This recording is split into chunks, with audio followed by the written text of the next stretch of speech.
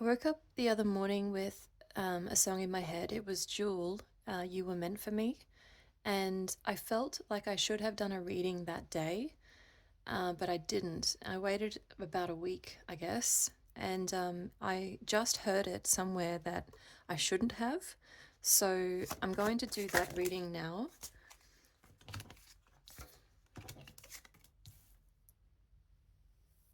That song is about a person after a breakup or a separation, sort of just going about their day, doing the things that they usually do, and assuming that the other person is going to eventually come to their senses and realize that they were meant to be together. I've pulled a couple of oracle cards here to get us started. So we've got Worthiness and the Silver Waterfall.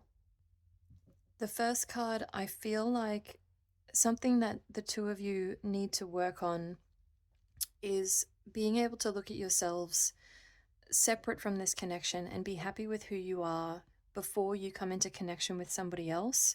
I think that that's something that you actually mirror in each other, is the fact that there are things about yourselves that you don't like, and you're hoping to validate those through another person. But what needs to happen first is that you begin to validate that yourself. And the second card is really giving me Ten of Cups vibes. So I feel like, again, this is for both of you because there are two birds here. I feel like both of you want this to happen, but both of you want the best for each other. And I think that you're putting yourselves first for maybe for the first time. So I'm going to use the before and the after tarot here to see what the issues were before and how these are going to be fixed. What was the issue before?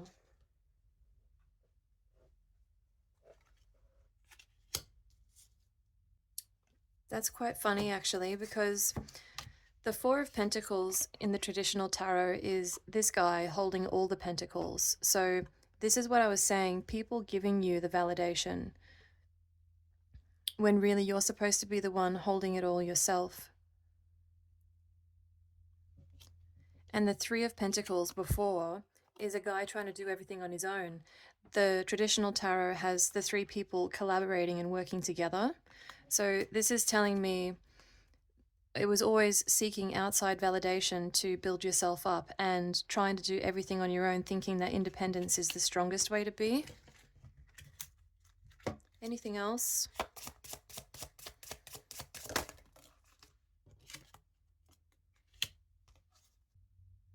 The Four of Wands before. In the traditional tarot, there are two people standing here celebrating, and this is somebody arriving. So this is like assuming that somebody else was going to help you to become the best version of yourself. And I think that this was a misconception as well. Now let's have a look at the after. So this will give us, this will give us a bit of an idea. There's a couple of cards flipped over here. Let's just see what these are.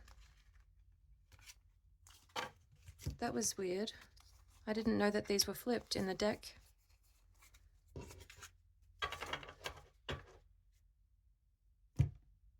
And that's like a level surface, so I don't know how that spread out.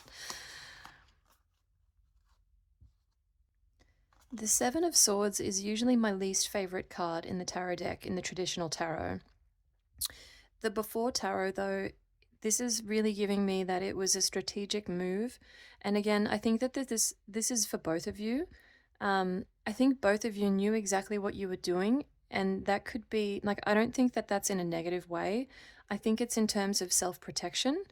So I feel like if either of you took steps to protect yourself in this connection because of past hurt, you were doing the right thing for yourself at the time. Like, even though it might have seemed a little bit manipulative or like outright strategic, like downright strategic, or that's how the other person may have perceived that or perceived your behavior or your actions, at the time you thought that you were doing the right thing, which is such a weird thing to get from the Seven of Swords. The Five of Wands before, it's like they were just practicing, like they were just playing around. The traditional tarot is like a huge fight, it's a conflict. But this looks like they're just chilling, like they're just practicing, they're having, this is like for skill building. So it's like that could point to needing to deal with conflict more productively. So understanding what to do when conflict does arise instead of just turning it into a full-blown conflict. There's a point where you can stop and like that's it for the day, you know? The Eight of Swords though, this one I'm going to take a minute with.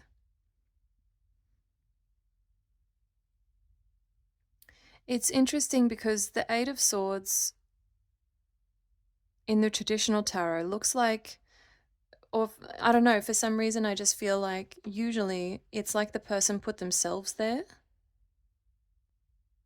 It's like the person is trapped in their own mental prison. But this before tarot shows somebody else putting them there. And so again, I think that that's something from the past that's really taken over. And again, this is for both of you, really taken over your mental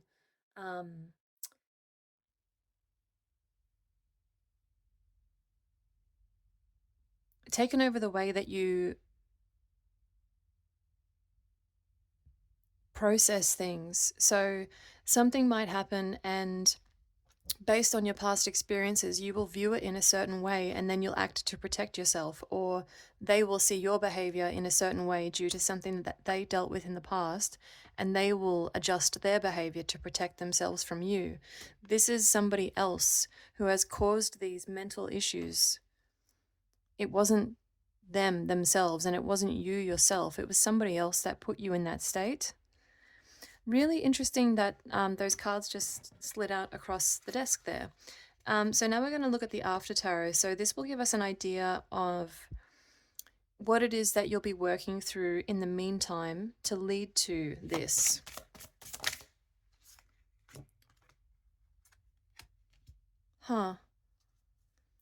So the Nine of Wands usually just has this wounded warrior on his own, peeking out from behind these wands. This time there's someone standing next to him. So it's like the both of you are going to emerge from this. You're both going to emerge battered and bruised, but you're going to be standing side by side.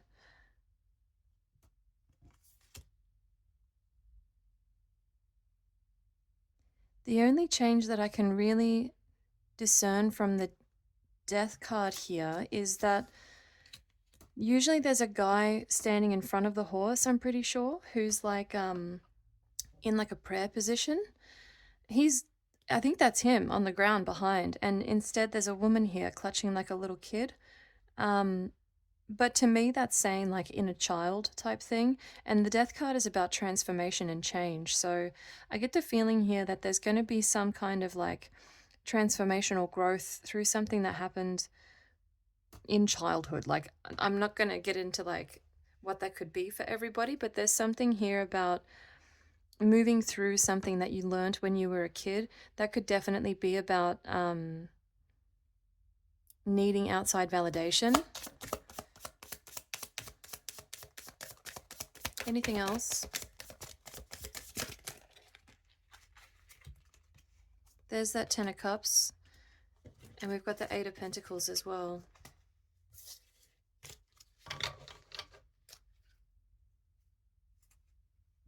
Eight of Wands on the bottom.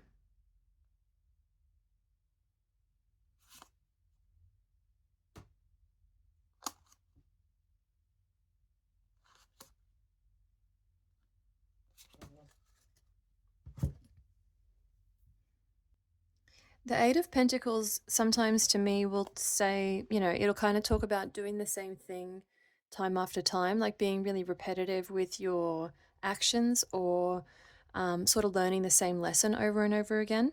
But in the After Tarot, it's like it actually became something in the end. He actually turned it into something else because he'd just been making the same pentacle over and over again and getting really good at it, but not doing anything different. But here he's built something different.